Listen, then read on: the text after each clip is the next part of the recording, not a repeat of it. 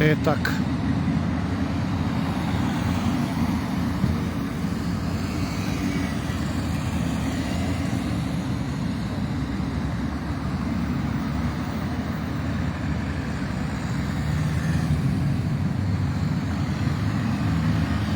Ќосето е назад меѓу македонците. У близина е споменикот на Апостолски. Прочуениот наш генерал од Втората светска војна, што ги водеше армиите и што за малку не отиде за Солун. И сега до него е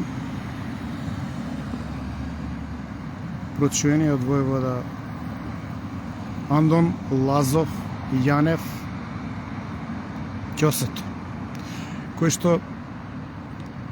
што беше срушен од страна на комуњарите насилно од пред судовите Карши Мавровка, а во исто време споменикот на Хасан Приштина не смеја да го пипнат. Од тие видеа, односно од тие моменти имам видеа на мојот профил, ќе ги реобјавам, но конечно после 7-8 години е исправена историската неправда и Ќосето е повторно меѓу македонците. Инаку, јас напишав и објавив роман Загубената љубов на Марија, каде што главен протагонист е Андон Лазов Јанев Ќосето, за кој што постојат историски проверени факти дека живеел и делувал во Солун. Бил пајтонџија, значи го возел пајтонот на Татарчев за како каварап, а работел за организацијата и од него за него е објавена монографија во едицијата Македонски дејци.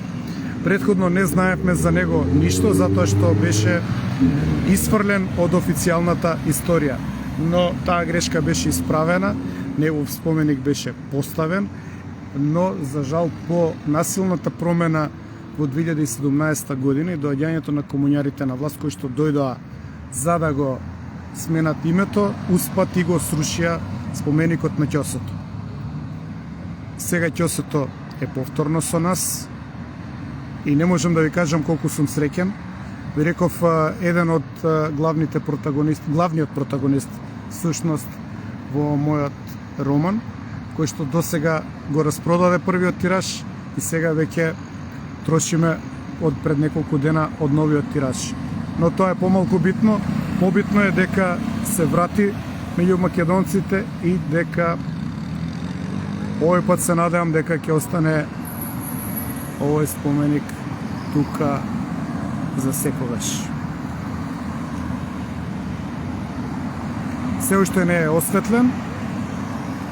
Тоа е камера на МВР, не е светло. Значи, тук на снимката делува светло, меѓутоа тоа е од рефлексијата од колите. Треба да биде добро осветлен и треба постаментот да се доврши, но тоа е веќе ситница. Инаку само да знаете дека споменикот беше исечен на делови и неколку месеци во леарница помина да се состави. Значи се составуваше неколку месеци и конечно е тука, овој пат се надевам за да остане.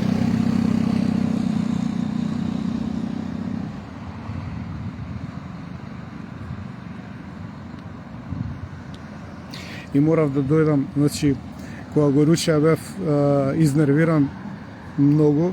Многу ми беше чудно што ВМРО ДПМН не реагираше со протести, што не излезе да се спротивстави, макар и нели, како да кажам, да се судри со полицијата и со работниците, што дозволија воопшто да се сруши тој споменик. И како што реков,